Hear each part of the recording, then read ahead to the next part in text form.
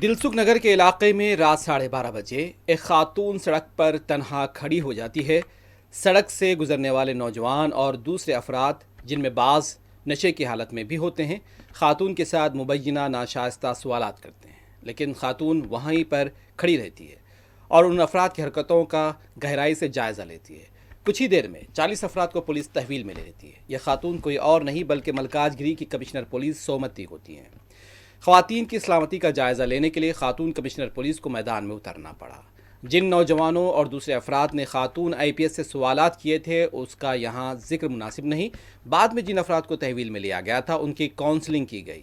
یہ بھی پتہ چلا کہ جن 40 افراد کو تحویل میں لیا گیا تھا ان میں سے کئی افراد نشے کے حالت میں دیکھے گئے۔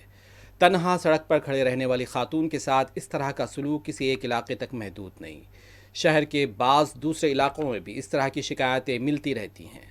خاتون کمشنر پولیس سومتی کا یہ اقدام قابل ستائش ہے۔ پولیس کو رات کے اوقات میں خواتین کی سلامتی پر توجہ دینے کی بھی ضرورت ہے۔